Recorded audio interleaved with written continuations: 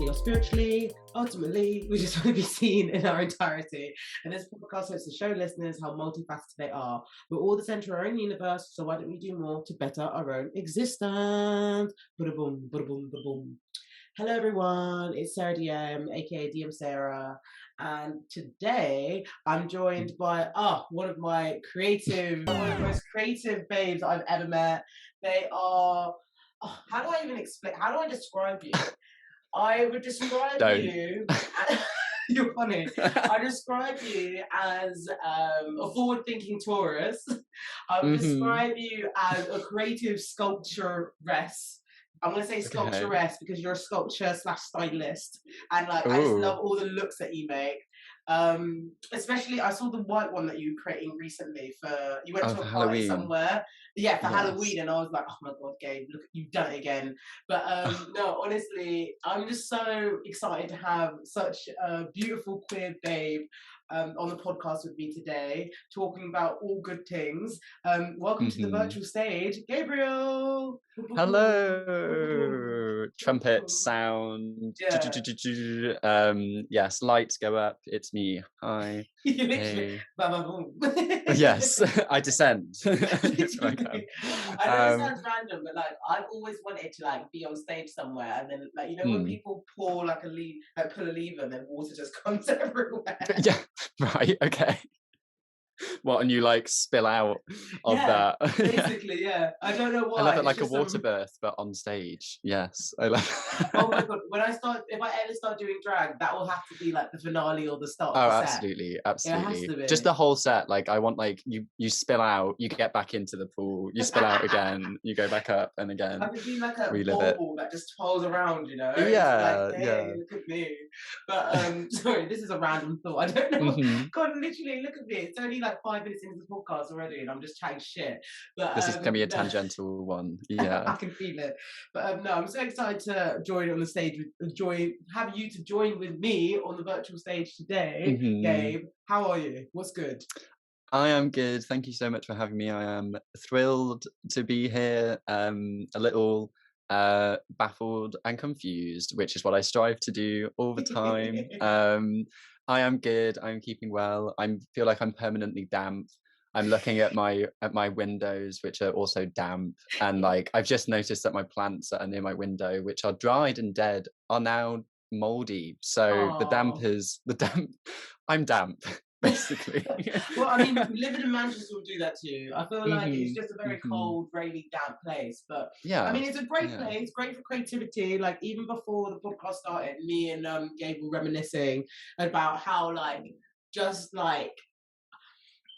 it's such a warm environment, even though it's actually cold. Like it's always cold, but like it's such a warm environment. And that's what makes it damp. It's warm on the inside and cold on the outside. And it's not good. Condensation is Manchester.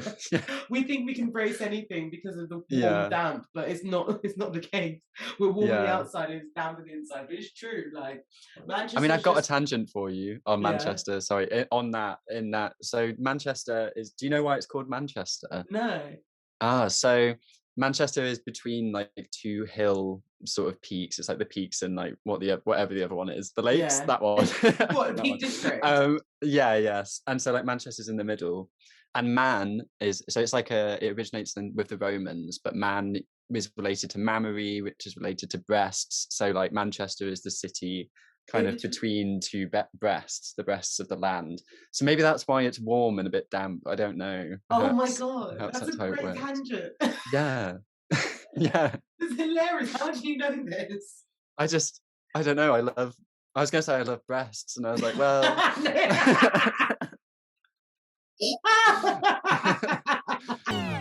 Oh. The transcending of boundaries, the transgression. Exactly. We love it. We're here for. That's what we're here for. Yes, we're here to dismiss heteronormativity in all its forms, its foreign restrictiveness. But I feel like I feel like I have introduced you, but like I haven't actually introduced you as much as I probably should have. Me and Gabe. A long list of titles. Literally. There's just so many. But I wanted to say, me and Gabe know each other from Manchester. We've been friends maybe 3 or 4?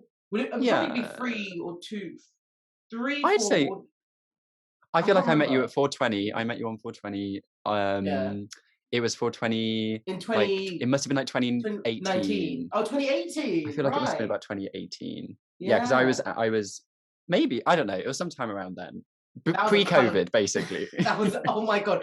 I Whenever remember that that was. day. Wow. That Yes, was a yeah. good day. We were in Uh-huh. sunshine. That's Yeah, like there's moments when now we've, oh my God, we've had 5 minute tangents, but I don't care. But like there's moments where like Manchester is just like Amsterdam, and you're just like yeah, chilling with a massive group of people, and we might be like near like some form of like pond or canal, or like we might be on bikes, so that's why I call it Little Dam. yeah. But we made each other 420, and since then it's just I feel like I've learned a lot from you. Like I feel like I've learned Hmm. because we always used to take the Likewise. bus home with each other, and that's how I got to like know you a little bit more. And then I feel like I've just been blessed with your creative source ever since. Oh, likewise, likewise. I feel like I am equally, probably more so blessed by your soul. You have been a light in the Oh, stop world. it. No, that's really Yes, kind yeah. because like I remember even when we had it was your birthday before I left Manchester, and like it was just so nice like just celebrating you and celebrating you with people that like cared about you and stuff, because like Well, if there's one thing that your house does, it knows how to chill but it knows how to party. Like, yes, yeah, yeah. honestly. We know how to throw a birthday. I think. I think we know how to do that. Yeah. Oh no, it's so lovely to see, and it's lovely to hear. I'm really, really excited for our conversation today Hmm. because as you guys have seen on the episode title, it is called No Hetero, and we are talking about all things that are the boringness and the basicness of heteronormativity. And we have a lot to say on the matter, but before that I'm going to take you to the first segment, Hmm. and the first segment is the divine, and the divine Oh. is where we nominate a good thing. What would you like to nominate for this week?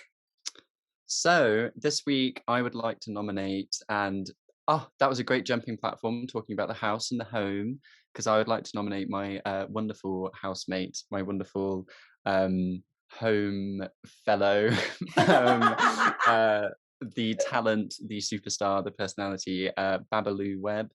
And I'd like to not specifically nominate her beautiful work and her beautiful jewelry, which has inspired and has adorned many people that she loves and many people in the local Manchester scene. And I'm seeing more and more of her jewelry everywhere, every day. And it is just representative of her. Oh gosh, I don't even know how to talk about it. Like It's just just so cool, her isn't it? Like I'm like aesthetics. it's amazing. Like guys, for Yes. though like if you know Lou, you know Lou, and like you're just blessed by her presence. But like Yeah. if you don't know Lou, she's just this ethereal babe who makes jewelry out of the how do I say it? Like she makes jewelry with like just a mixture of utensils, whether it's like old Hmm. knives, whether it's like bones, whether it's Hmm.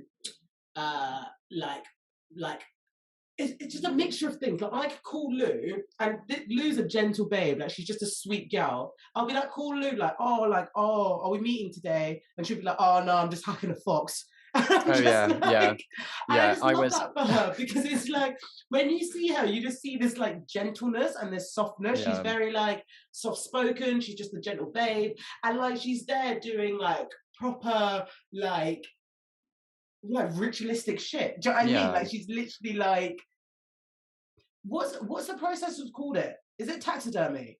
yeah. I guess it's though I It's a feel, form of. there's a, yeah, a form of, I think the particular kind of like I think what I really enjoy about what she does is, like you said, it's kind of there's this beautiful like combination and blend of gentleness and sensitivity, and also kind of like quite a brutal and like morbid approach that she's able to kind of, which kind of sums her up. She is at once like soft and brutal, and I think her work kind of represents that, and the ways that she goes about collecting the bones of dead things from fields, which is a great pastime, I love or it. sending Like us her housemates out on the side of the road to get these things, and then they sit in a bin for months, and then eventually they turn into these like unbelievably delicate and like painstakingly labored over kind of pieces of artwork that you can wear.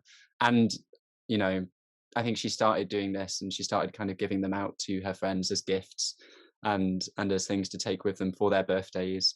Yeah, I got one for my birthday. And yeah, I would just like to highlight her work and her talent, and the fact that she has been so generous with them and continues to be so. And you should absolutely go and check her out. Her That, Instagram is Baloo Baloo on Instagram.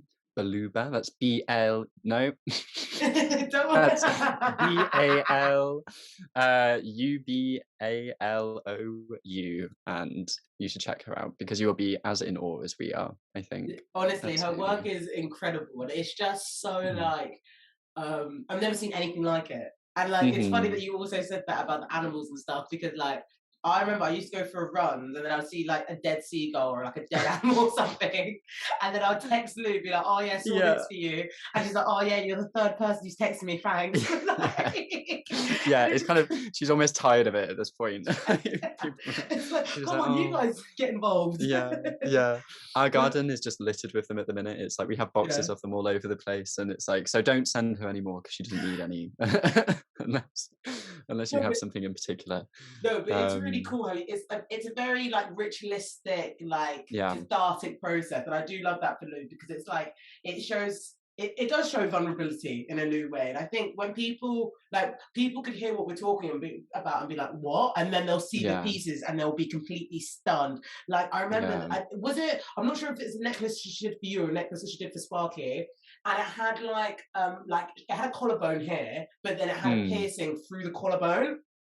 It Or like, wasn't for me. It must have what's been this part Sparky. of your bone here? Like, what's this The part of your vertebra, neck? Your vertebrae. like, Yeah, it was a vertebrae, but then they Lou put put a piercing through the vertebrae, and I was like, yeah, oh my god, this is a game changer. This is a game changer. groundbreaking. Because Never that's been the seen thing. before. And I've said to her before, I want to have a blazer one day, and I just want to style it with all those pins that she does because I feel Yes, like that would yeah. be a really cool outfit. Like I literally would just wear the blazer and boots. Like that's Oh, that the would be blazer, boots, and gorgeous. pins. You That would know. be gorgeous. Take out a loan, and then you'll be able to do that. No, but honestly, No. it's just so. And the thing is, because she has such an authentic creative style, I just know, Mhm. like, I know it. Well, it's something that obviously comforts her, but it's something that, like, some people, like, when they learn it, they're gonna be like, I need it, and it's just gonna Yes. grow and Yeah. expand, Yeah. and like, it's gonna be like, oh, how can I help you? How can I do this for you? Yeah. Because people are gonna be so in awe with what she's introduced into this art world. Because, like, Yeah. yeah, I've never seen work like her. So shout out you to No. Lou. Pop, pop, Love pop, you're you. amazing. If you're Yeah, we love listening, we you, love. Lou. Yes. I've got a nomination for the Divine. I can't remember if I spoke about it last week, but here we are. Let's go. Um, it is the London Queer Nights in. I was supposed to say the London Queer Nights in London. Am I alright? Really? London, No, in but it's London.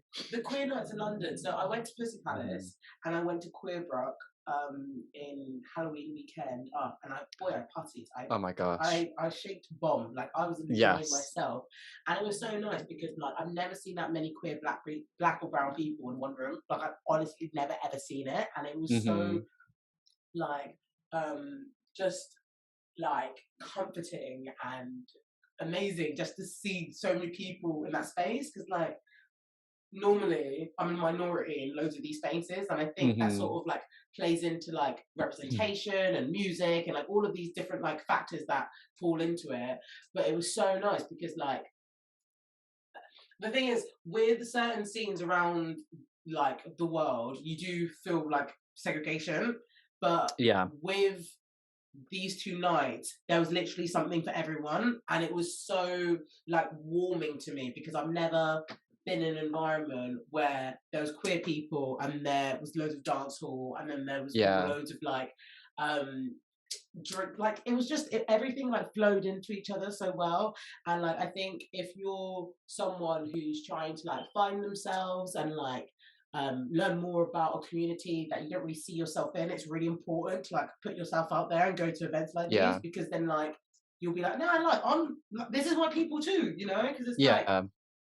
especially in Manchester. I feel like in Manchester like the village is very like a certain type of music and a certain like kind of look, but then that the underground queer scene in Manchester is so creative and so fun. Like I was telling my friend recently about you know when we used to go to the queer cabaret in Hatch. And oh my god, those nights, those were such the screaming.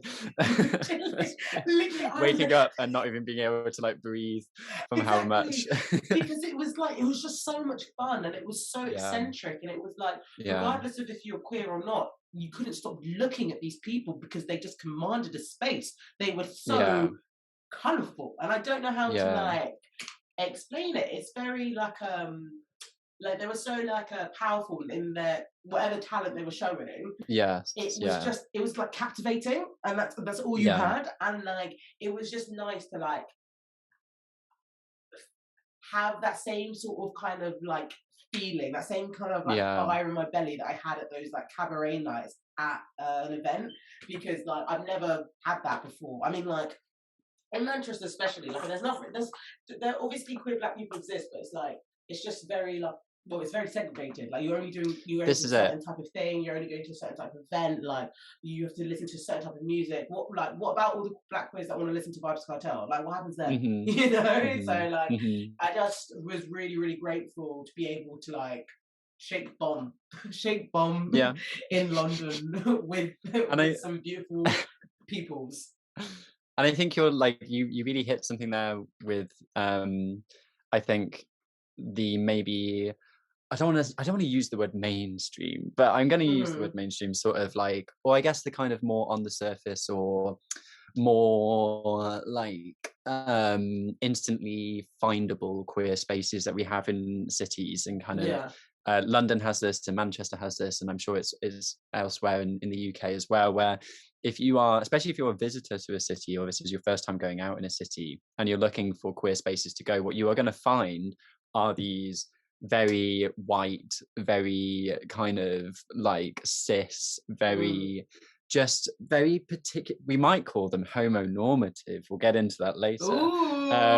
Spaces which are like, I think have played important roles in you know queer communities and in establishing queer communities in a city, but have maybe just, you know, it seems that they're not quite willing to open their doors to other nights, other experiences, and to people who are maybe looking to see themselves in a community that otherwise doesn't really reflect them. And so kind of digging into the more specific nights that you can find, and I think London is fantastic for it, where you're actually surrounded by people that are kind of otherwise not very represented in the community, is worthy of, you know, well, it's worthy of being divine. It's divine. No, honestly, it's divine there you go. Look, full circle. But no, but it's so true, because it's like these spaces are so like colourful that everyone wants to like share them. And like I know a lot of people, like at the start of their journey, they might not think that they're queer enough because they don't appeal to these certain, or they don't find these places certain appealing. But it's like, nah, be yourself, you'll find the things. It's just the only frustration is it's like sometimes it will take longer for people to find their things, or longer to take people to find their like community. But like I bring up to say, like obviously I went to a club night and that was fun, but think about all the queers that don't like raving.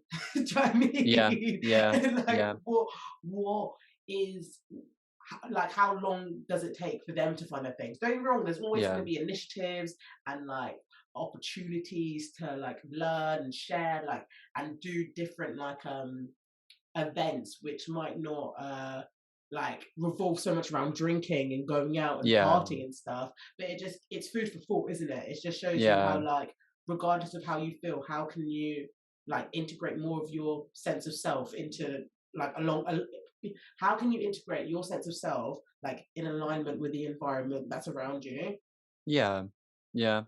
Absolutely. And it's like once you start to see that those, and the fact that those club nights exist, which are catering to different spaces, is, you know, it's like a whisper of the fact that there are many other events, many other spaces, and many other opportunities that are happening that aren't necessarily club nights, that are also similarly kind of going to be catering and you know, directing themselves to see it. We love to see and it exists. No, we really do. No, honestly, we love to see it. Yeah. So that takes us to our next segment, which is decoding the messes. And this is where we're going to Yes. unpack what we consider mess, whether it's online or offline. Today is going to talk about the basicness of heteronormativity. And Gabe, you're going to start us off with some history, aren't you? Where does heteronormativity come from? Where does well, actually, you know what? Let me let me stop. Let me listen. Okay. Okay. Okay, so if you just want to turn your mic off for a moment. No, absolutely not. Yes, I was going to go into a little bit of history. I'm a history. I love a bit of history. Sometimes I think a bit too much. I feel like sometimes I need to be like, no, I need to look forward as well. No, but I love it. You can only look forward when you know what's happened in the back. Do you know what I mean? Like, it's Exactly. just like sort of you can see how patterns develop when you like look at Yes. history. Give yourself the context to kind of where you are at the minute. So yeah, I think like when you brought the topic to me of kind of, you know, heteronormativity, and I was thinking a little bit about the term heteronormativity, and then the term heterosexual, and then the term homosexual, and kind of where these terms maybe come from. And kind of more specifically how these terms are, so how like today we have these terms so linked to our identities. So like you would describe yourself as a particular identity, you know, I am heterosexual, or I am homosexual, or I am bisexual, or you know, and we can go on and on and on. And that kind of, those terms have such a kind of a hold over what our identities are. But kind of the reality is these terms are incredibly recent. Like heterosexuality was first sort of coined in, I believe, like 1869 by a Hungarian journalist. Very fun. And he did this very like for a very medical purpose. Is he had noticed patterns of behavior, and he was like, I need to think of a term for this. I need to have a name for this behavior. And strangely enough, when heterosexual first appears in the dictionary, like in an English dictionary, it was described, like the definition is literally like an abnormal or perverted attraction to the opposite sex. So heterosexuality was like abnormal, like to have a term that described that one set of behaviors, described it in an abnormal sense. And then in I think in the 1920s, the definition changed to a morbid sexual passion. And then it was only in 1934 that heterosexuality was defined in a dictionary as normal, as the normal sexuality. Wow. So kind of like, yeah, our ideas of that being the norm and the ideas of that kind of being the reality is quite recent. And that's not to say that people weren't, you know, what we might consider heterosexual, what we might consider homosexual beforehand. Of course, people have always displayed these behaviors, but it's like important that they were behaviors and not someone's identity. That part. Yeah, that part. Like, I think there was like a medical journal in like the 11th. I found this the other day. It was like a medical journal from like the 11th century or something.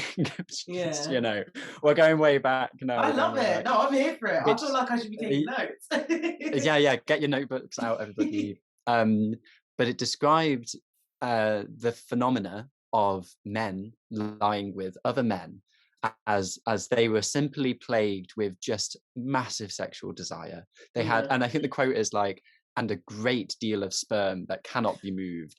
Like, so there's this sort of like deal of sperm. That's hilarious. a great, I love it as well. Yeah, it's fantastic. That's how I'm only ever going to describe myself from now on. I am a great mass of sperm. Yeah. And I cannot be moved. But like you have this strange like throughout history you have this kind of approach to talking about people that we might say were homosexual or queer now as more kind of just expressing excesses of certain behaviors, and kind of that was the problem, not so much them as people, it was their expression of like an excess of behavior. So like you see this in sort of so you might think what people kind of tend to say then is like, oh, but we've had like, you know, queer people have been persecuted against, you know, throughout history. There's been laws against them, you know, people, you know, we've killed, death penalties and all sorts. And that's true. And I guess like those laws have been kind of known as like sodomy laws throughout history.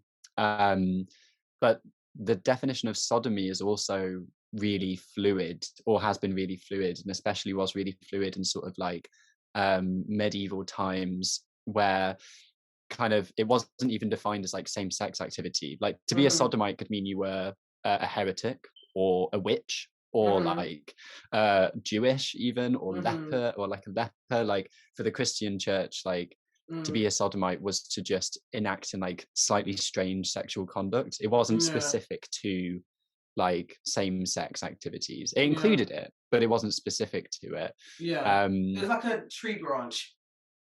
Yeah, it's sort of like the church's problem wasn't so much with a particular group of people who we might call gay or queer. Their problem was that you would be engaging in sort of sexual activity that wasn't kind of Christian, or wasn't moral, or wasn't kind of, it was about morality, not so much about like. It's actually weird that you say that, because I was listening to a podcast today. They were talking about like they were basically suggesting how under marriage it should be people like we say consenting, but really it's in the man's favor, consenting adults between man and woman, but in marriage, and anything outside of that was seen as abnormal.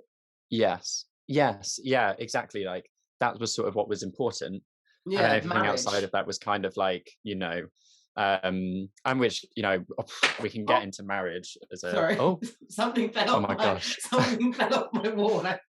God's watching. Literally, no, but the thing is, a poster just fell down. It's my you know. Have you been in my room? You know my marijuana poster. Oh yes, yeah. Yeah, that marijuana poster. Above it is a sticker saying "God loves queers." So he got me. Okay. Oh my gosh. He got me. He got me. So. The podcast is cancelled. We can't go any further. No, we're digging too deep. I've literally got posters saying "God loves queers." He loves them. Oh right. Okay. Well, I'm much at peace now. I'm much more at peace. I actually got it from Pussy Palace. Oh, lovely. Perfect. Full circle. Wow, well, yes, it's a full circle. Yeah, exactly. We're going in full circles. Yeah, it's like, it's just an interesting pattern kind of when you do look to like previous to these terms being really defined, that there's just a lot more kind of subtlety in it, and a lot more fluidity in kind of how people regarded other people's sexuality. Like I think there's a really good book called Nothing is Shameful: Sodomy and Science in Late Medieval Europe, which is by Joan Cadden, and in this it sort of explored this idea that like to the medieval world, there was nothing really like things that were unnatural weren't like separate to nature. Like nature was one big thing, and inside of nature you had things that were natural, but it was all kind of part of nature's plan. Like even if you didn't really understand it or it seemed wrong, it was kind of like all part of the same thing, which I guess would suggest that like an individual's body being natural can within it contain like unnatural habits. And so even though this might make them immoral, it didn't like necessarily classify them as separate to or distinct from the population. So I'm going on a bit of a tangent. Basically what I'm trying to kind of get across is this idea that, yeah, like I think our historical understanding of, or how I think we might look at history and the ways in which that it like persecuted queer people is slightly complicated by the idea that like our language for the queer people just doesn't really fit, and it doesn't really kind of fit so snugly. Like yes, they were persecuted, but people were persecuted for their sort of like behaviors rather than their identities, which is something that is very different to how it changed in our like kind of more modern, like in the past century. Like there's a really good example of this king Edward II, I think, who was like an English monarch in like the 1300s or something, and he had like a very good friend called, you know, a friend, I'm doing air quotes, a very good friend called Piers Gaveston, who they were like, it was very known in the court that they were kind of hooking up with each other, and they were, you know, having a lot of fun, and Piers was like exiled from the country 3 times and he kept coming back, and eventually Edward had to be like married because he was the king, Mm-hmm. And he eventually agreed to get married. But at the wedding, it was him and Piers Gaveston were sat together, and they were like flirting and kissing and joking, and like had his family banners up, and the poor wife was just like sat on the outskirts, and like her family had to leave. But the problem that people kind of took of it, and the words that people described this with, like chroniclers at the time kind of described it all as like, not that the problem was really their relationship, it was like the amount that they were flaunting it. It was like the excess of it and like the immoderateness of it. Mm-hmm. um So and that like was kind of, PDA. yeah, I guess like PDA, but I think it's more like, if you to be like, and we're talking in a very like male history here, because that's kind of what a lot of what we have that's written. Yeah. And also I think there's like a lot of problems in terms of a historical opinion on like the agency of women being very much like not really even worthy of discussion to a massive degree to them. um but like I think it's not so much the PDA, it's more about kind of like, well, there was an understanding that men had a certain amount of sexual energy, and just when it was displayed in a same-sex sense, that was just considered too much of the sexual energy, and that was where there was a problem. It was all about kind of too much. But this all changed basically when like Henry VIII came in, and he really didn't like. Wives?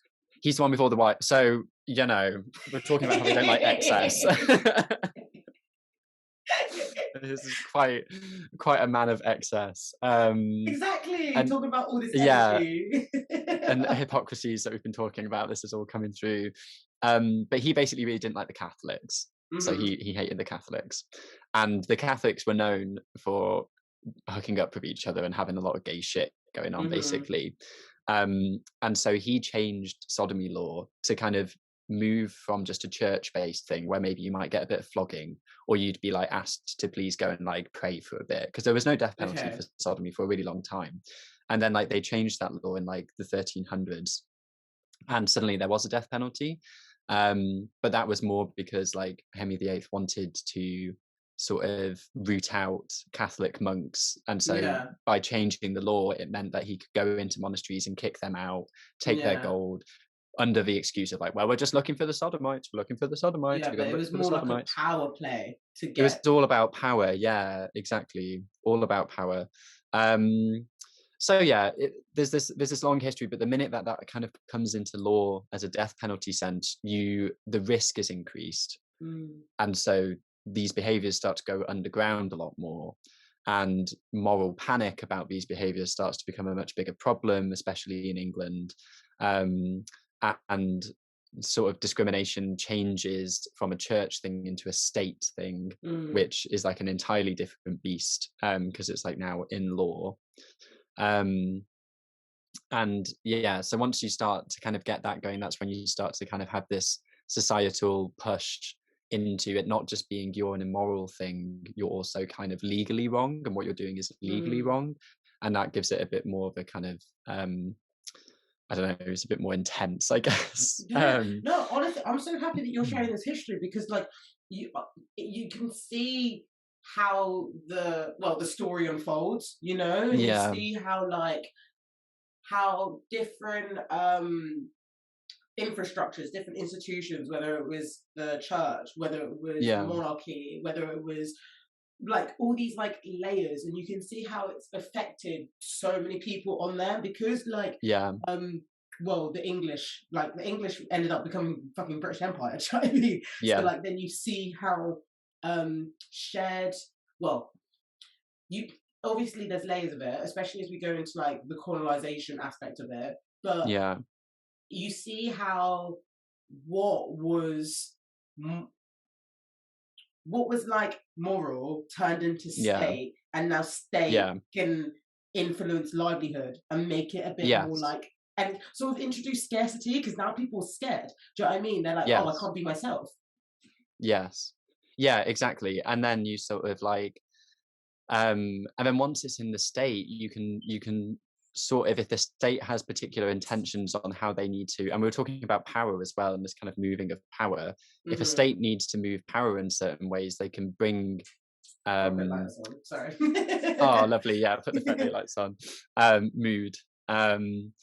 Yeah, like you can then sort of see how the state might use people's sort of behaviors as, I don't know, they kind of can create scapegoats for certain things. Yeah, and it's a sort of another way of scare and control, because people like, Yes. because fear can help control people. So like if you've Yeah. got that like backing from the state, from like all these different like other power structures, then it gives you more like quote unquote strength to carry out Yeah. your well, protocol, even though it's inhumane. Yeah. Yeah. Completely. And yeah, I guess like this sort of like is the pattern for a while, and like I think the like sodomy laws were, the English only got rid of the death penalty in 1861, I think, for Mm-hmm. sodomy. Like France got rid of it in like the late 1700s, Yeah. and straight funnily enough as well, like because of that, all of France's colonies around the world at that point also lost the death penalty as part of their penal Yeah. codes. And when Napoleon was in charge of Europe, and he had like massive control over Europe, Yeah. a lot of continental Europe also lost their sodomy laws as well, Mm. whereas England held on to them for a really long time, which is kind of quite reflective of how sexually repressive of a society Yeah. like But it grew also to I be. think, Because don't you think that sort of extends as well to like the religious aspect? Because I swear like we yeah. had like, didn't Puritans like start in the in Britain?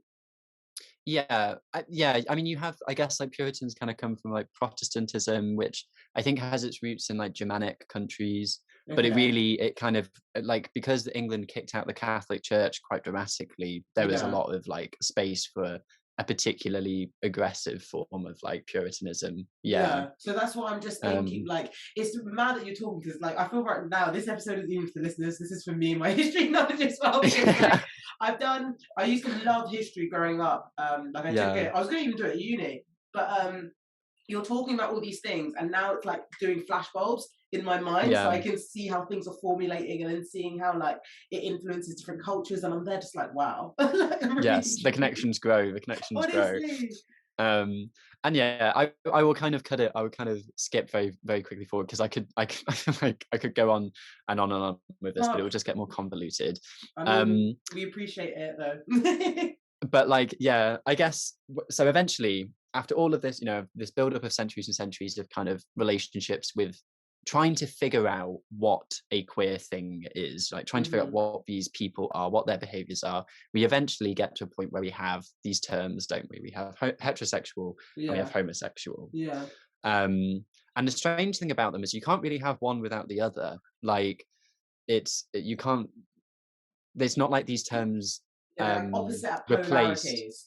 Yeah, and like they didn't really replace like a previous term. It's not like someone went, well, we need a new term for this, so well, let's call it Mhm. heterosexual. Like, by creating the term heterosexual and by making that normal, by defining it as the normal behavior, you are immediately putting the queer identity as the non-normal and as the Mhm. kind of other and as the wrong, where like that binary didn't necessarily exist before we had the terms for it. Mhm. um and I'm going to put a disclaimer as well, like I think sometimes this discussion can like really lead into, a lot of people kind of have problem with this discussion, because I think there's a fear that it like erases queer presences in history, Mhm.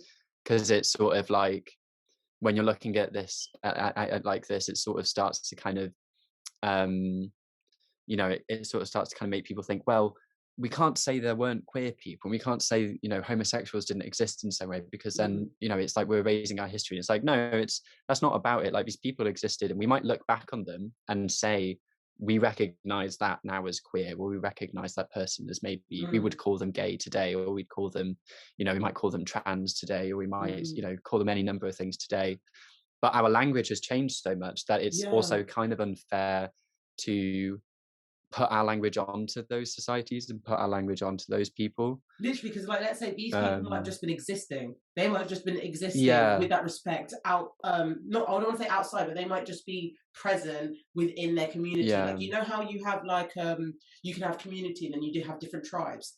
Like, there might have just been yes, one tribe that was like more known for, as we would know it, to be trans. But they were still yeah, in their community. They still were all that said tribe. But let's say maybe some, is it? maybe, okay, I might be chatting shit here, but it's like, I think you Mm, have like tribes, and then sometimes you have different dialects, and like that could be referenced to yeah, language. But then also, what if like a dialect was referenced to like people with the same sexual preferences then of said group? But because yeah, our language is westernized and it is sort of reductive, it's not fair for us to project that language onto said group, because they were just existing, yeah, they were just yeah, being themselves, and they got the respect that they deserved. But because the West has such like like influential pact of like well, I mean, taking up space, isn't it? Literally taking up yeah, space. The West has such an yeah, influential pact on taking up space that we sort of think things started with us, when that's not the case. People were living in harmony, coexisting with each other, and fine. absolutely. And like even when you're putting that disclaimer out, like I appreciate it, because like we can have this conversation, but then also like I know that we talked about how like the religious impact like influenced the trajectory of the language, but it's like Hmm. queer Christians exist, queer Muslims exist. Oh, sorry, my Yeah. microphone. Oh, Like queer Christians exist, queer Muslims exist, queer yeah, religious folk exist. So there is always going to be space for them, and it's like there's no one higher up that can say what is for them. But it's just that whole thing yeah. of like um, if some individuals had the opportunity to co-create with respect and some individuals didn't, so it's just learning how that influenced others. Yeah, exactly. It's just kind of how do all these things knit together, and also kind of how other forces outside of somebody's sexual preferences or outside of someone's gender identity affects how they are. Like, so much of this is just to do with like the death penalty being introduced as a sodomy law is just about like Henry not liking Catholics, essentially. Yeah. Like how like so these two things are not related, but they have such a over the centuries have such an impact of that kind of extends so much further. Mm. Um, and I also think kind of like when you start to look at history in this way, and you start to look at communities in this way of kind of understanding that our language now is so different and um, is so descriptive of things that wouldn't necessarily fit. I think it's a really great way to actually kind of celebrate how fluid all of this is, and kind of how Mm. fluid like our concepts of what our sexuality is, or what our what our societies are. Like there's no rigid structure that outlasts all of this. There's no No. like set precedent for how this works. It is constantly shifting. um Mm. and I think like, yeah, I guess the terms like homosexual and heterosexual now are interesting, because once you sort of created those, we now live in a space where like people, that is also their identity, and that is, Mm. it's not just about their behavior anymore. Like that is identity, and kind of as one identity defines itself, the other one kind of defines itself in like opposition. Kind of Mm. once you start telling people what normal straight identity is, if Yeah. you're like, well, I'm not that, you kind of formulate like, well, I But must when be did, this and I must be that. like, without, with Mm. risk of sounding like I wasn't listening, but when did straight No, become no, no, it's normal? okay. When did straight become normal Well, though? Was exact. it It's a literally very hard question. It's a because very hard question, like because like there are cases of like older generational people being asked even in the 1950s if they knew what the term heterosexual meant, and they yeah, didn't. And like, because it only enters the dictionary, or like an English dictionary in 19 like in the 1930s as normal. That's not to that's say that fairly late. that's fairly late. And like, I guess people, people were aware that of the effeminates and Yeah, the queers, and that being yeah. wrong before that point. But I guess a dictionary marker is a good sign of when it's kind of been Mm. more accepted. I think what's more interesting is the transition from it being described in a way we might expect homosexual to be described as abnormal, where Mm. like heterosexual was also started like that. I know we're going on a bit of a tangent, but I'm intrigued. No, yeah, I'm loving it. I'm loving it. So I just think it's just, sorry, go on. yeah, it's just interesting. And I think for what else we would talk about, if we're talking about a heteronormative society, we're talking about kind of systems and um I guess like gendered roles, and we're talking about family norms, and we're talking Yeah. about expectations of people, which are heteronormative because they're not queer. Yeah. But that whole idea of these two things being separate is recent. So we have to kind of, we can be critical of and kind of be a bit scared of how restrictive it's managed to be in such a short amount of time. Yeah, it's terrifying. Right. But also how quickly it's already undoing itself. That's true. Also something quite exciting. That is true. Like it's very inspiring to see so many like young people be so affirmed in their identity, even though like it's a weird one because it's like it shouldn't be by force, isn't it? Like it should be like they should just be out there doing their thing. If they want to talk, they talk. If they don't, they don't. But like I remember going to a trans march and there was this 8-year-old who was talking about being trans, and they were just a baddie. Like they were literally just taking up space. Like honestly, felt so like overwhelming, like just pride for this child because I was like, oh, you're 8 years old and you know who you are. Shit. Yeah. I was like, wow. And this is it's terrifying, isn't it? It's like you're like, what? Like imagine. Honestly, I was just there, like I had the sweat. I was like, you're so cool. In awe, absolutely in awe. Because that's the thing, like some people, like especially at that age, you kind of like, well, you shapeshift, don't you? You just say how you are, but you don't stand in conviction. You're a child. You're not expected to, nor you have to. This was a child that was doing it loudly, and it was so beautiful to see. But like, it also goes back to your point of like, what is identity? Why does identity / sexuality / why does identity / gender have to influence the conviction today? Do you know what I mean? Yes. It's like why, like back when people were just existing, but now it's my identity marker. So it's interesting. But also, like, it's like a not double-edged sword, but it's like I was going to say it exactly is a double-edged sword. It is because it's like, yes, I think maybe for like we might say for like the best part of the last century, we might look back on that and say it is quite restrictive because like it does kind of create a binary, but what it also does is like because we kind of started creating this language about defining identities and defining people and giving people access to that language, we're coming to understand a massive range of fluid spectrum of identities, which medieval people, yes, maybe they didn't tie their sexuality so deeply to their identity, but also there was no language to describe yourself if you were non-binary, at least in like a Western sense, and we'll also get into this later. But there was not a language to define yourself as non-binary or trans. For so long in history, trans people were simply described as extra excessive, effeminate, like just so, but there wasn't a language to describe the kind of intricacies of that experience. Whereas now, I guess off the back of what might have been a slightly shaky start in trying to define people's identities, we're coming to a place where we're like almost opening the doors back up. It's kind of like the doors there weren't even any doors. And then we put big doors on and now we're kind of opening them up again. Like someone was like, who made this? No, it's actually like, it's so great that you say that. It's actually a great segue to what I guess I'm going to share now. I did an episode of Fletchley fairly recently, and it was basically talking about mental intelligence, like how we use words, how we use language, and she basically said how like sometimes she doesn't think the English language has room to express the intricacies of being a Black woman and just the intricacies of life, but specifically as Black women, because we have to face like certain experiences that only Black women will know. And she speaks Yoruba, which is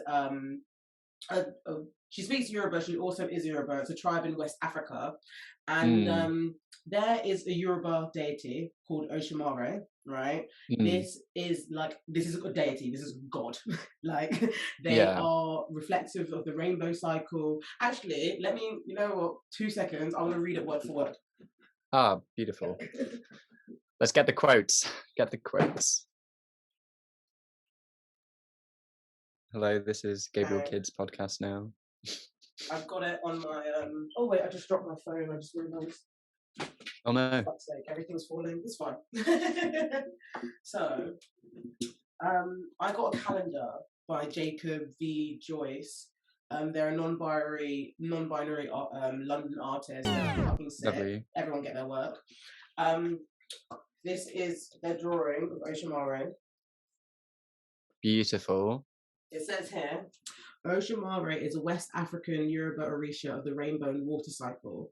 They are worshipped as a deity, both synonymous, I can't say that word, synonymous with and capable of gender fluidity. It is said that Oshumare alternates between the form of a woman and a man, like the waters of our earth. Oshumare is an elegy in a continual state of transition. Despite colonial efforts to Christianize Yoruba culture and erase traditional practices that held space for gender fluidity across Africa, respect and reverence of Oshumare and many other African non-binary energies continues in Black diasporas worldwide. This drawing is an invocation of a future that will unbind us from the violence of gender, and embrace a spectrum of historical and new queer identities. And this, like, I mentioned them to say, like, they're a god, they're a deity, like people worshipped this god, you know, like, and this is something that's been happening literally since the dawn of time, since like Yoruba people could pray. And Yoruba, have you heard of the Orishas before? I have not, no. So the Orishas are a part of, like, I don't know the number, but they're like X amount of number of gods, and like Orochimaru is one of these gods. And this was also through like migration, like these gods are in West Africa, these gods are in Brazil, like these gods are like, do you know what I mean? They're global, like global. Like they're international. They're international, but like they're like ethereal. Do you know what I mean? They're literally deities. And I just always think about when I was learning about this character, this individual, it's like, this is a god that people worship, that people adore, that people praise. And even if you weren't gender fluid, you were aware of their their space or their character, because you learn about the set of gods, regardless of what god you were drawn into, you know? And I always think, like, just imagine, remember those classes in like PSHE or like stuff like that, when we were learning about different religious studies or something. Just imagine if we were learning about like Oshimare, right? And then if there like the non-binary people in our class could see themselves in a god, which like it would give them a little peace of mind. It would give them a bit more representation. It would give them just something that they can hold on to and not feel so isolated. Because one thing that I find like kind of like weird, like, and kind of like I guess, like, just annoying, but then also I could have been ignorant to it, is the fact that people thought like the conversation around gender and the conversation about non-binary in particular was in its infancy, or if it's new. Like, non-binary people have literally been here since the dawn of time. Like, gender was not a thing until like not that long ago, basically. And like, it's interesting how we can literally have gods that we all worship, but because that misrepresentation of information has been like wiped away from our curriculums and from our education, we have to go on our independent learning to find there. And I just always think about like how much of a blessing it is to learn about these individuals, like in their like essence, but also just to know, because I genuinely think if like that was a lesson, like, or just imagine if we were learning about Oshimari for a week in school, like just imagine like the insight that would have had on gender. Literally, it would like it's just I think what you said on it's like, oh, like you're just lost. It's just lost for words. Like, it's what you said on kind of what you touched on with like English just not being capable of kind of expressing everything that I think it thinks it's capable of expressing. So it kind of limits it and categorizes it. It limits it and categorizes it because that's where it kind of like, when we start categorizing things, and like in the Enlightenment or whatever the fuck we want to call that, the whole period of colonial even the idea that the West would call it Enlightenment is like terrifying. Where everything has to be like defined, and we categorize, and science, you know, all this kind of scientific, and it completely does away with the idea that, you know, maybe people already had concepts to this stuff. And then the strange thing is that now, like I guess, because there's in Hawaiian and like Tahitian culture, there's a term called mahu, which is like I guess again, it's kind of it's straight it's already putting it on the wrong foot to describe it in English, but it's Mm. like a third, I guess you would call it a third gender or a Mm-hmm. non-binary gender. Mm-hmm. And these people were kind of amongst many things for a very, you know, a long period of time previous to any sort of English incursion, were Mm. healers and community models, and kind of had like massive roles in communities all across sort of the islands.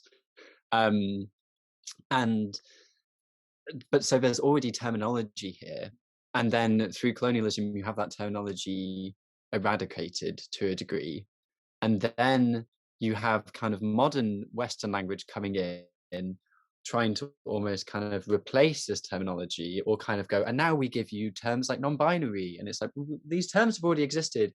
And so then there's kind of like an interesting discussion as to how do these like progressive Western terms sit alongside pre-existing indigenous terms? Do they replace? Are they the same? Can That they be the same? that Do they fucking exist at the part. same time? Because it's just another Yeah, layer of like colonization, isn't it? Because it's it's like it's about literally colonizing let's put language the now. hats on. Literally, look at us, we're like, ah! But like honestly, no, but it's so true. It's like there's so many examples of like European individuals Mm, finding like really insightful documents, burning them, and then writing everything in Latin because they yeah, want to be the first. And it's really yeah, interesting how like even I can see we're like obviously want to showcase how history has changed, but also we don't want to project our own um, understanding onto it because it's like these in concepts were individual, they were authentic, and they can help us explain, but they're not ours to take, you know. And I'm not saying yeah, like to take as in like oh we can't talk about it, but I mean take in the sense of like they're not um because our language is so limited and restrictive, heteronormativity is so fucking restrictive, like we we try and simplify everything, and it's like that's yeah. not the We need case it in these days. binaries.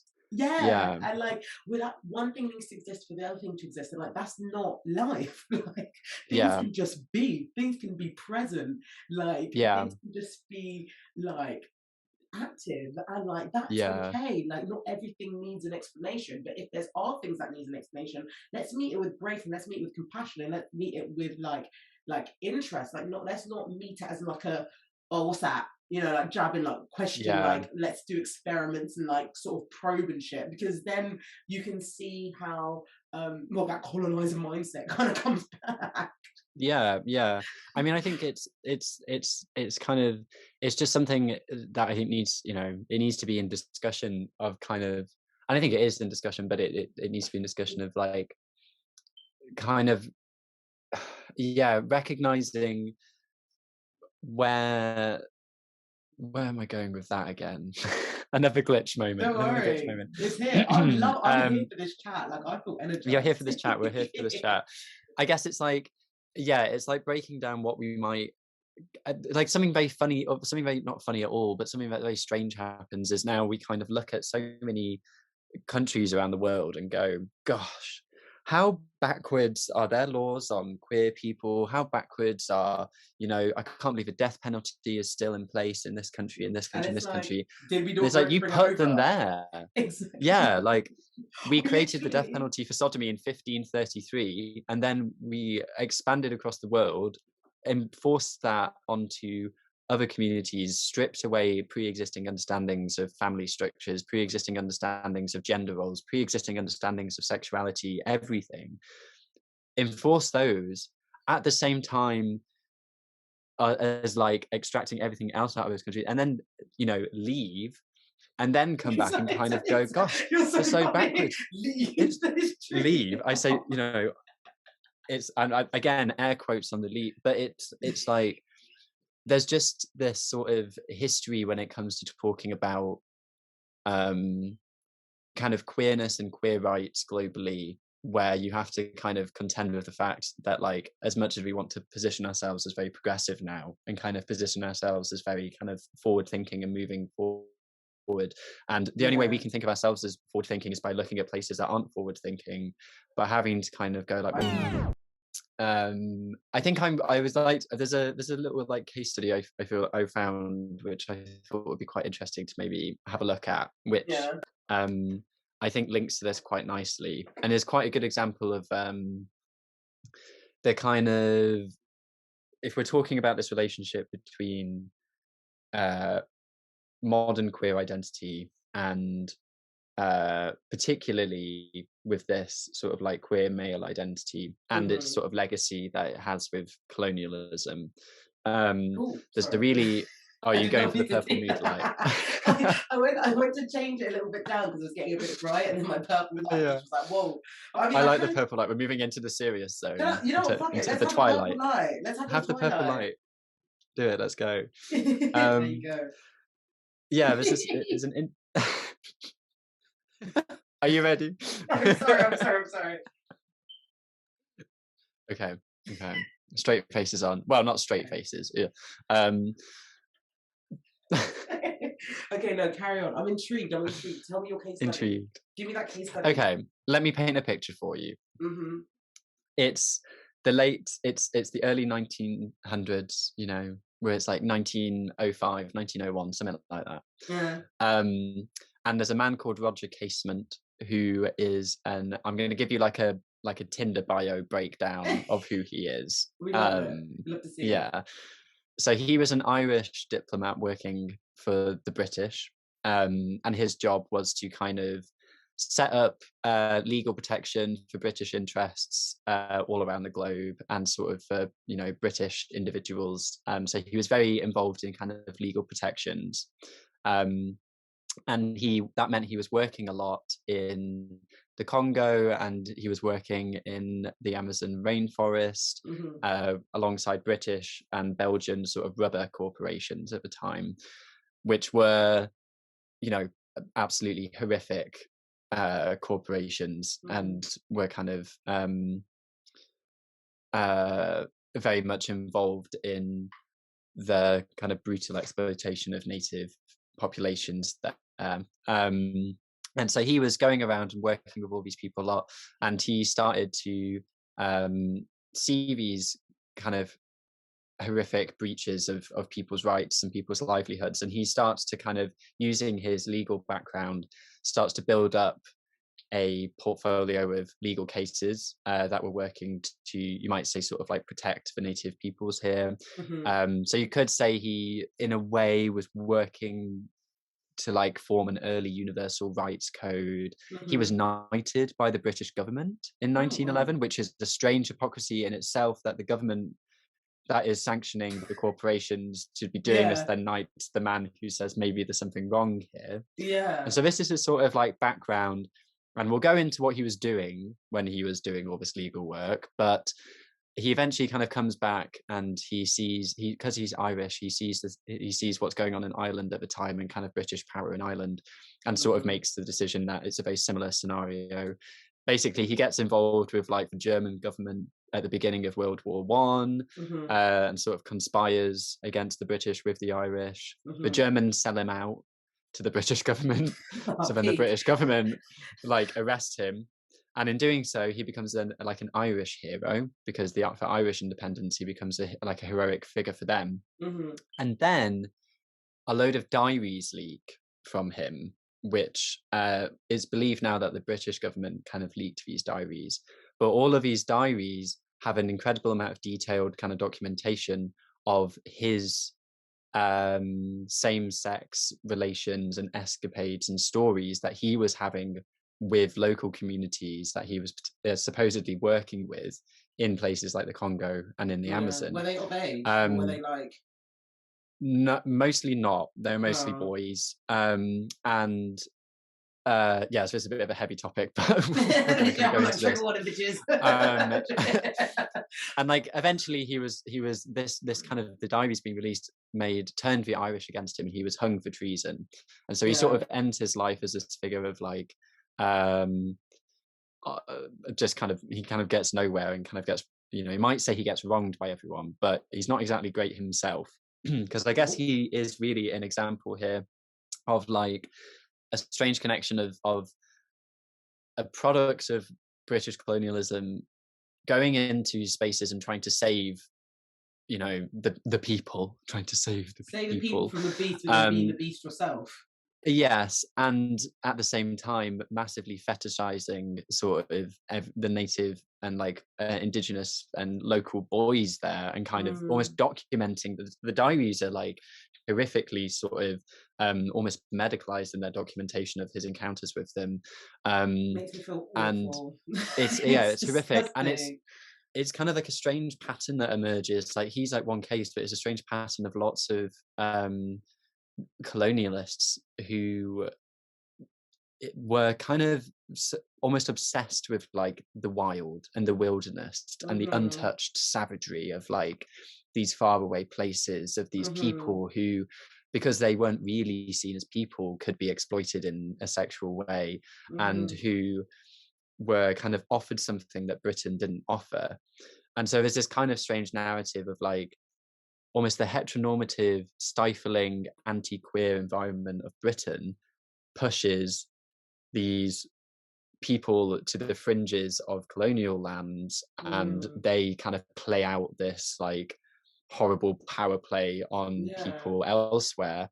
And so it's kind of like, not only it's just this knitted web of like how these heteronormative systems that were so kind of enforced are not only affecting where they've been enforced, but also affecting people on like a person to person basis, where like do you know where I'm going with this sort of like because it's like it's recycling. It's like the restrictiveness of their own land recycles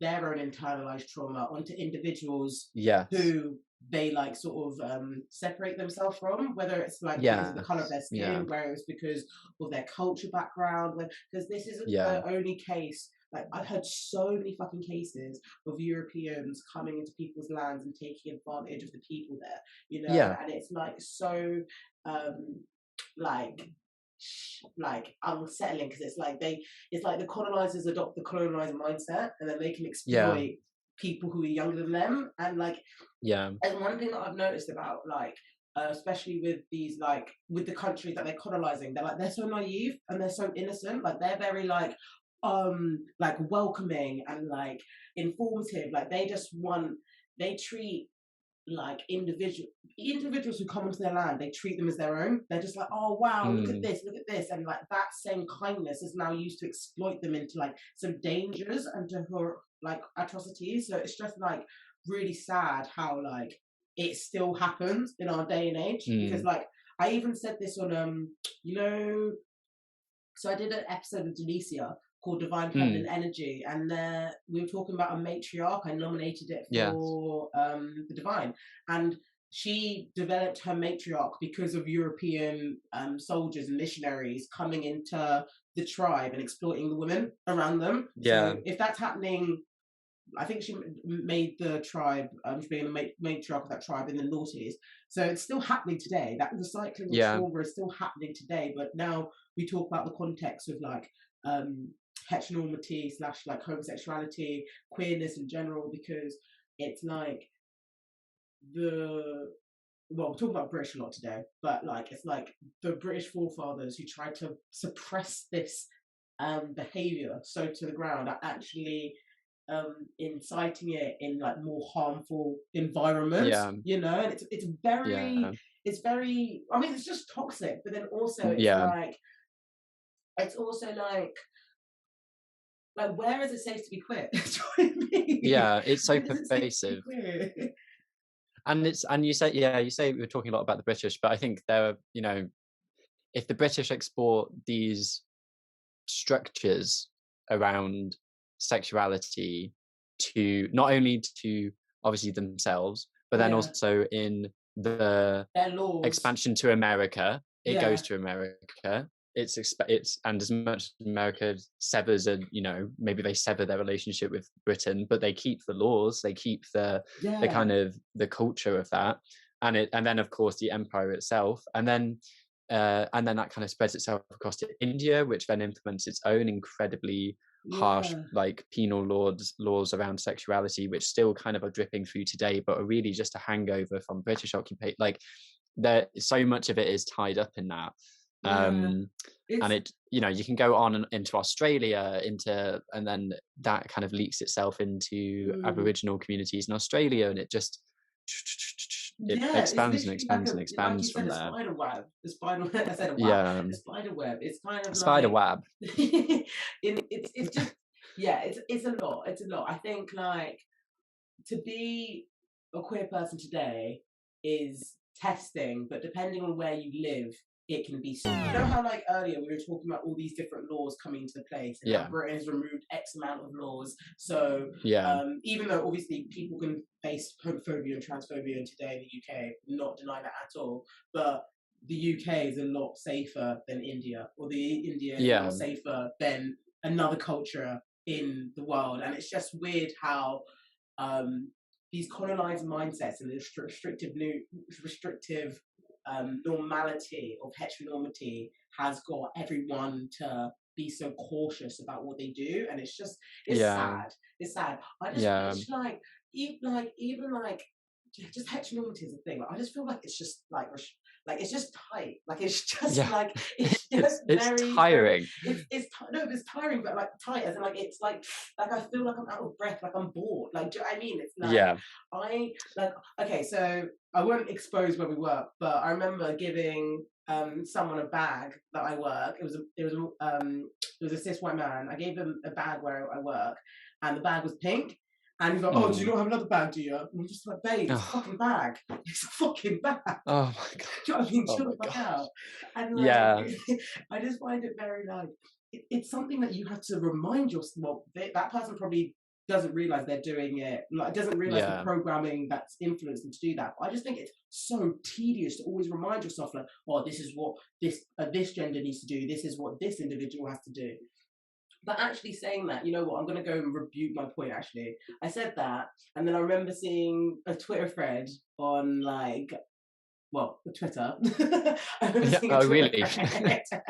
I keep on doing that to them. This is the third time I've done it, but, like, I remember seeing a Twitter thread about this black man who was given, like, a bag that Mm. was quite girly, and, like, unicorns on it, like, random shit like that. And at first, people were teasing, he was being teased for why isn't he taking a bag, and he's like, look, I am a black man carrying this bag, like people will look at me twice, they'll be like, who's this bag, Mm. who I like, am I around a child that has this bag, have I like done something because of this child? And it's weird because it's like but with the first example that I just told you, it just shows you how restrictive heteronormativity is. But then now Yeah, I talk to you about heteronormity as race. Now it's a danger for proposed like acceptance of that. It's a yes, it's a double-edged sword. It's a paradox because it's like you could be queer and be in danger, or you could be straight openly, like you in that example you could be straight and also in danger of perception around you mm. just because of what you have. And I just find it Mm. a very toxic thing. But I Mm. guess like well, I guess my question is for you, like, how do we promote a safer and like more compassionate culture towards queerness? Hmm. I think I feel like for me, I feel like it's all about fluidity. And I Mm-hmm. think it's all about kind of furthering that fluidity. And I think kind of as we've spoken on in terms of like how language, I guess we've kind of touched on throughout this about how language is either a lack of language is fluid, particular language is restrictive, and now we're kind of coming to a place where language is becoming fluid again, Mm-hmm. and kind of we're starting to find ways to kind of really celebrate fluidity through different language for describing different experiences. I think for like for engaging with making queerness safer, I think just opening ourselves up to that fluidity is really important. I feel Mm-hmm. like that's what I'm. You asked me earlier, um, you know, what sort of like whether it would be okay to call me boy.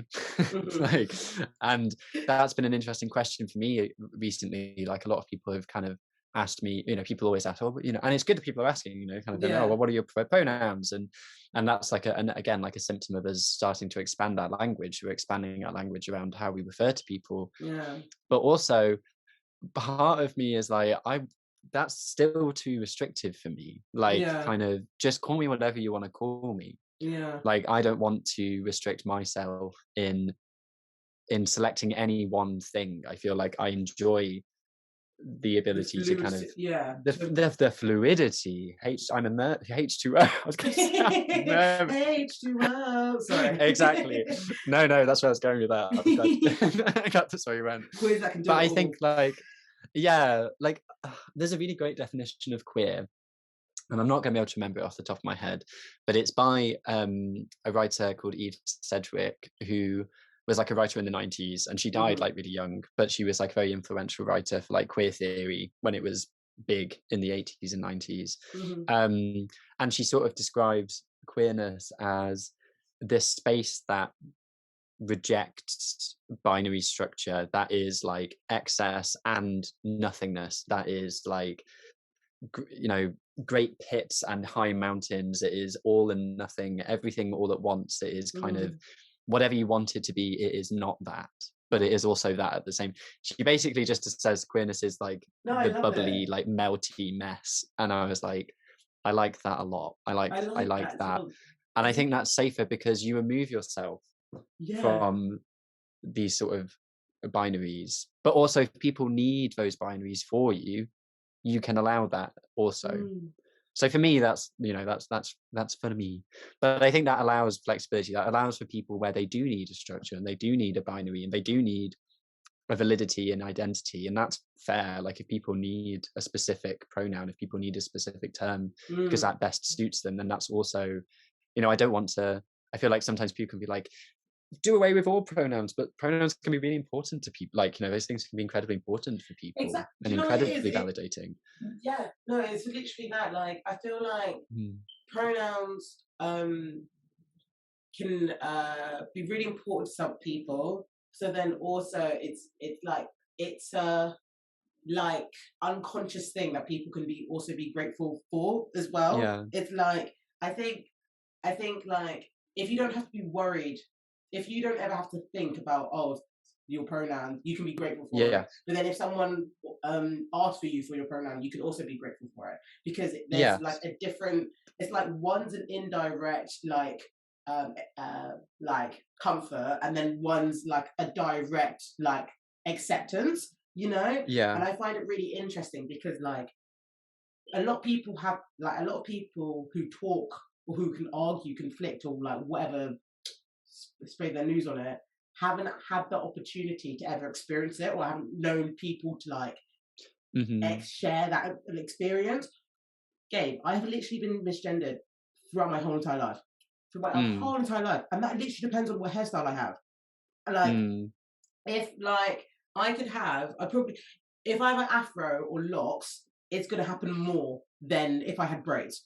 Do you know what I mean? Yeah. But it's something that like I've experienced so much throughout my life that it's not new to me. And that's the thing. A lot of people who think they can contest this issue, it's quote unquote new to them because they haven't experienced it. And it's like, no, we're not saying that it doesn't happen. It's just you're not aware of it. Now you're conscious of it. Just be respectful and grateful that you don't have to remind yourself of it.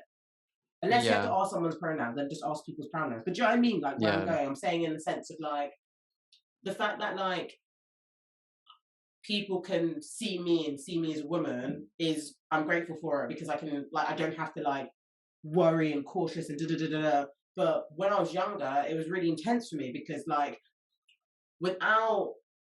because I know we will be on this episode for years if I go into this, but like without like going too much into it, colorism really influences perception of like femininity, and like we see it really often with what's her name, Serena Williams being caricatured into like this manly individual.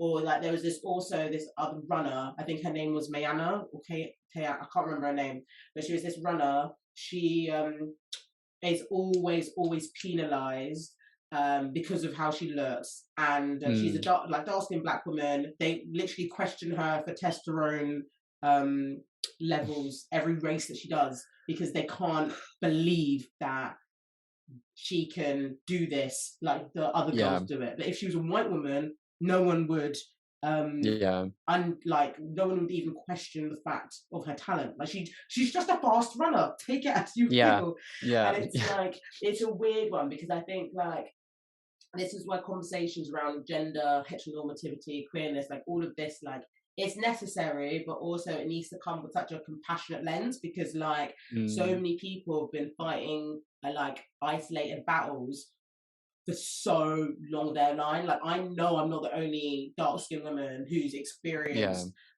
masculine projection because I'm dark-skinned. Like that's not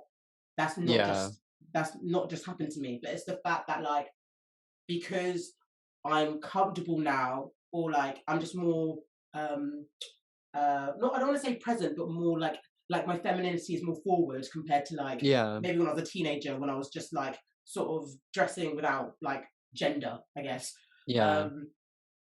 It's I can accept it and I can take it on the chin, and like it doesn't nothing to be remind me of it. But you see how it fluctuates in a different environment that you're in, and also different spaces. Like Manchester is a very multicultural and multi-gendercal space. So multi-gendercal. Oh my gosh, you need to copyright that, trademark that. I know, but it is. Do you know what I mean? Like, don't get me wrong. I'm not saying everybody's bloody like saying kumbaya and shit, but like, it's a lot more liberal compared to like a small village down south. Do you know what I mean? Or even in the Midlands down the road. You never know. It literally every space is different. But it's the fact that like, when people vouch for themselves and advocate for themselves, you need to give, well, not you specifically, but we need to give, the collective needs to give compassionate and respectful response to them. And therefore, if we can do it to them, we can do it for the culture, we can do it for the queer culture, because then we don't know what battles they're facing in it. And we're already having to like socialize, integrate with a battle, or a perceived battle, that when we might not know their pronouns, we might not know X, Y, and Z, you know. So it's just compassion is just so fucking needed. I think I'll add one last point to that, which I think I guess when I say fluidity, that's exactly what like, it's not just fluidity in yourself, it is fluidity in your mindsets, it's fluidity in who you're listening to, it's fluidity in to like that myriad of experiences that so many people are having. It's kind of like, I guess it's like you can have a queer sense of self, but you can also have a queer way of thinking where you are able to kind of go, all of these people from all of these disparate places, all of these different experiences, I need to receive them all, and I need to listen to them all, and I need to understand that even if I lead my life in a particular, you know, if I want to kind of do away with this, but they don't want to do away with that, or this is particularly important to them, that needs to be, you know, included. But it's, I feel like we could just go on and on and on. I really enjoyed this conversation, and I think it just shows you how layered it is, because we talked from history, religion, institution, power, like we talked about everything today. And I think like just being open and receptive to that community, because it's the most fun. It's just gonna better the world, honestly. Like, oh no, thank you so much for decoding messages. That was sick. Thank you for thank you. I feel like we both love a tangent. I think we had like 8. Welcome back. We're in Tarot Talks, and I am just shuffling the cards to get a question. And we're gonna ask Spirit, higher power, universe, what lessons can we integrate in life to help and support the queer community? I feel like we have discussed so much today, whether it's history or power or literally just language. And I want to ask God, Spirit, the highest celestial forces, for assistance in learning those lessons and also cementing those lessons. So I'm going to shuffle these cards, and I'm very excited. First off, I'm going to show people my new deck, guys. I got a new Oh deck. yes. It's called Disney Villains Tarot Deck. I mean, you guys know how much I love animation already. Like, if you haven't, this is probably the first episode you've listened to. But I love animation. I got a Disney Villains deck, and I'm excited to use. So this is the deck I'm going to be using. Oh my gosh! Yay! I'm so excited. No. I'm so excited. I've also got 2 other decks, but they've been seen before, so it doesn't matter. Yeah. So, please, can you breathe in and out, and you tell me when to stop, okay? Okay, breathe in now. Ooh. Whoa. I was like, there's a lot of cards. Stop. Okay. No. Oh, I got 2. Oh.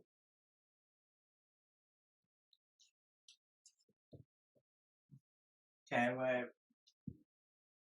I got quite a few cards, but okay, I'm gonna ask you to breathe. I'm gonna breathe. Sorry, I'm just thinking all these TikToks.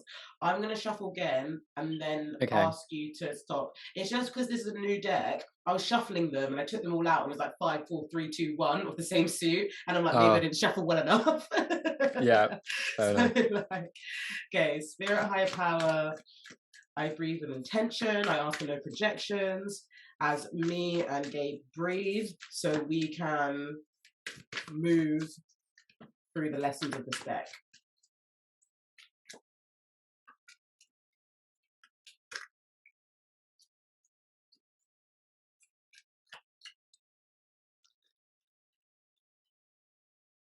Okay. Do you want to stop? Okay. Yeah, sure. Amazing. I felt something. Ooh. A moment to stop. So we got. Oh my god, Yes. I love this deck so much. I love this deck so much. Who have we got? We have got Jafar and Mr. Have you watched Meet the Robinsons? No, I haven't. I can't remember. Oh my gosh. Bowler hat guy. You know what? Wow. I went so extra with this lighting. Now nobody can see. Let me put it back up. Okay, so this is Jafar. He's the villain in Aladdin, right? And this if that's not a queer icon. I don't know what is. Yeah. And this is the bowler hat guy, right? Oh wait, yes. From the Meet the Robinsons, and with these cards depict the King of Wands and the Hermit. So the King of Wands is a visionary. They're creative, they're authentic, and they're very powerful. But in the pursuit of their visions, they might lean on unconventional methods to pursue their goal. Depending on your villainary era or not, is your own discernment. But this deck, this card, the King of Wands, coupled with the Hermit, is inviting you to look to all new alternative ways of pursuing your goals. So I see the lamp, that Jafar is trying to conquer in his quest of power in this card. And I think it's like betting on yourself, believing in your dreams, like adding your own magic. Like maybe there's like a spiritual craft that you use that you could help to manifest your visions at the moment.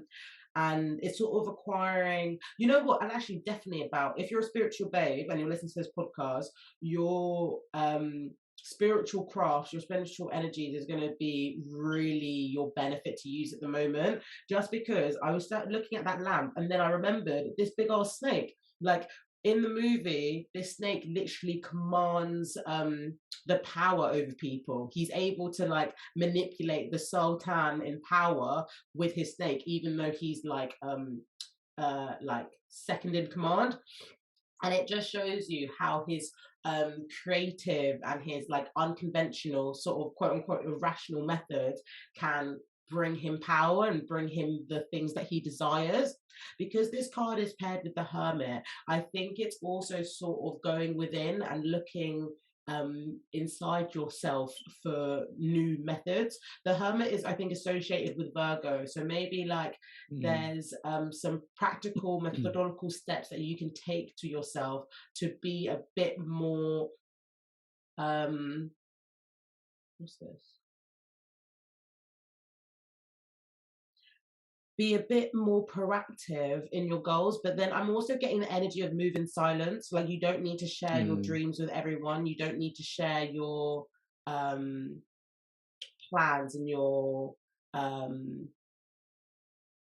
dreams with everyone, just because, like, not, I mean, there could be evil eye out there, but also, like, sometimes one thing that I've definitely learned is that, like, when I tell too many people about things, it doesn't come out in the fruition and the way that I'd have liked. So sometimes I will, like, also, you can co-collaborate, of course, but like sometimes like I'll be a bit more selective with who I tell in the process, because then I'm not having so much like competing energy for my attention. And that's not necessarily saying that like the people I'm talking to are bad mind. It's just more to say, how can I put that faith in myself then understand it from others? Because sometimes when we talk to others, it could be collaboration, but also could be for validation. And the King of Wands doesn't need validating from anyone. Like, he knows what he wants.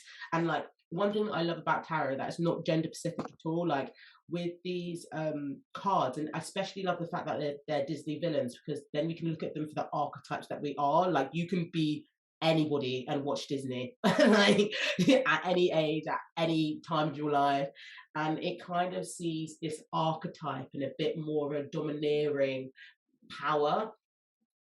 The King of Wands is a character that you use, that you act on, right? But the Hermit is a life change, it's a life theme. So how can we bet on ourselves in the lonelier months? How can we bet on ourselves when we're looking for new ways to integrate the lessons of before into our day-to-day?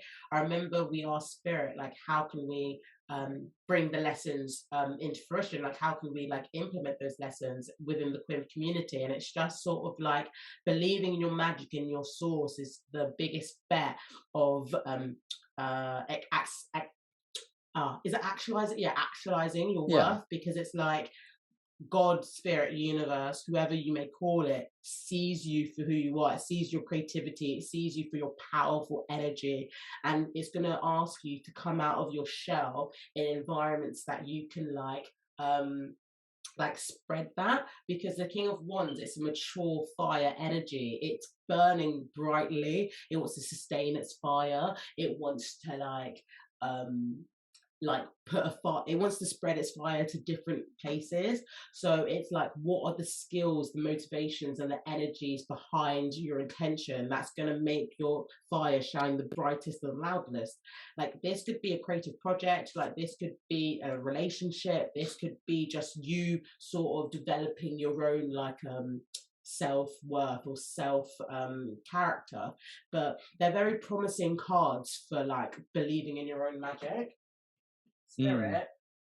We also got the Page of Swords at the bottom of the deck. So I'm thinking like the Page of Swords is like being very mindful of the information that you're allowing yourself to have, because this potential energy is like oh, okay, there she is. Okay, so I asked for a card to clarify, and then it was the Queen of Swords. So, there we go. Okay. One so step like up. Page of Swords at the bottom of the deck. I can't remember. I think it's Cinderella's no, Lady Tremaine's cat, but I can't rember. And she's kind of she's an op, but she's like a messenger for the ops. So it's just like being deceitful, being like calculating, but being like so cunning that you won't realize it's me. Like, I'm just a cat. Like, I'm just chilling here, and like it's the messenger of opinions, but being in learning on the job, like potential energy. As I was saying that, I got the Queen of Swords, and I love this depiction of the Queen of Swords, because she literally, oh wait, is it the Queen of Swords? She's got a sword on her waist, but she's literally in the flames. And it's like this information can burn you at some points. I understand, like being honest with ourselves, being blunt with ourselves, being discerning with ourselves might make you feel like you're losing yourself, but really this archetype is only bringing you to who you truly are. So I guess the queer community can support themselves by believing in their own magic, being discerning with who they share their interests with, being proactive with their information, shredding the outdated beliefs that can result in like self-sabotage, because sometimes like we can be so critical of ourselves that we don't do the shit that we do, and the ego is very very very clever. It will manipulate, it will change, it will adapt, and it will be like hey, you can do this, honey, but it will do it in such a way that you're like, oh shit, like I didn't even think about that way. But really it's just a scheme to delay you from what you're actually doing. And it just seems like the queer community are making big things, man. Like you don't get the queen king of wands if you don't know who you are, you know. And that's, do you know, that's actually a cool thing about being queer. It's like regardless of like all the like that happens around it, it's like you have a sense of self. Like obviously we all do, but you're gonna learn your sense of self just in a different way. Do you know what I mean? It's like regardless I of think your there's a level. Oh, sorry. No, please go on. Please go on. I was just going to say, and there's a level of being able to almost engineer your sense of self, isn't there? There's kind of like, and if the King of Wands, we're talking about creativity, we're talking about kind of a mastery of that creativity, then that is something that is, you have access to. You can, you know, generate your sense of identity. You can curate that sense of identity in a way that's a little more free than what you might be restricted to were you not a little queer. And like I love the word that you said, engineer, because how much is that like like that is the mentality of the King of Wands. Like they are so pragmatic and they're so creative, but it's very like it's not in an analytical way of the swords, but it's more of the like burst of fire and energy and just like passion, you know. So I'm really enjoying this reading. Spirit Higher Power, please can we have an affirmation to finish these readings? Gabe, if you could pick a number between 1 and 3. Okay. 3. Okay. Bam. Bam. Bam. Okay. So all of these cards, I picked, sorry, I forgot the deck I used. The deck is the Say Your Mind affirmation card deck. So to finish and summarize the reading, it says, I've got the juice, I've got the sauce. You have all the allure to command your world. Nobody has your particular brand of juice or sauce. Stunt on these hoes. Yes. Literally. The next one. Yes. I make decisions with a mindset of abundance. When we make choices knowing that we are blessed and that we will never lack financially or spiritually, we attract more of the things that make us happy. And then my boundaries are necessary. Protecting your peace is important. Be proud of the boundaries you put in place because they prove that you love yourself. Like that reading, honestly, it was such like a just a very very loud like self-worth reading, because I feel like even with wands, like isn't like a fire like with fuel is evident of the abundance that's around us, and it's like what we're going to do to sustain it, you know. And like that, the opportunity to do it is limitless, but we need to be in the mindset to allow those things to happen. Because if we're in a mindset of like, oh, I'm not good enough, oh, this isn't for me, oh, am I sure, it's not to say that you can't have those days, but we can't dwell in those days, because it's only going to stall you from your own freedom. I love that reading. Oof. Excellent. Oh gosh, you're so good at them. You're so good at them. Thank you. Honestly, do you know what I've realised? I've been doing readings now for 4 years. Really? Oh my Crazy, gosh! isn't it? Oh my gosh! Crazy. And like I feel like it's like you know, I've like this is something we talk about in the house. Is, you know, like we dabble, but you know. You do readings, you've committed for 4 years. No, but like, do you know what it is? I'm like, well, I mean, you've heard of me before. I love psychology, innit? And like, at the end of the day, the way that I see it is like, the only thing that hasn't like, well, this sounds kind of sad, but the only thing that hasn't left me is my intuition. So it's like, if I had a craft to like practice it, let me do it. But because, like at one point I think when we first met, or the year after we met, I became like a bit hyper focused. So like I literally was in like the hermit stage, but in my room in Manchester, and I literally like there's tarot cards everywhere, and it was just literally like I'm opened to so much information that it kind of like consumed me a bit. So now I'm in a way of like I love it and I love doing it for people, but I also like I allow myself to have breaks, and I allow myself to be like in the real world as much as I can, because like sometimes I'm just pulling out these cards and my mind ruminates so much that I'm just like, I've just seen 3 storylines and I don't know which one's gonna happen. So I'm gonna avoid everyone until something's clear. You can get trapped by it. But I think it's just, sorry, go on. No, you go on. I was just gonna say, I think it literally just comes with lessons, because like, well, I mean, okay, did you, you know what, I'll tell you after it's recorded, because I was like, but off the record. Off the record, because I can't make myself out like that. But no, thank you so much. Thank you. I enjoyed it, and like really enjoyed. This takes us to our last segment, and this is with, oh my god, we've been here for 3 hours. I'm so sorry. I know. I'm so sorry. No. Okay, but so that takes us to our last segment.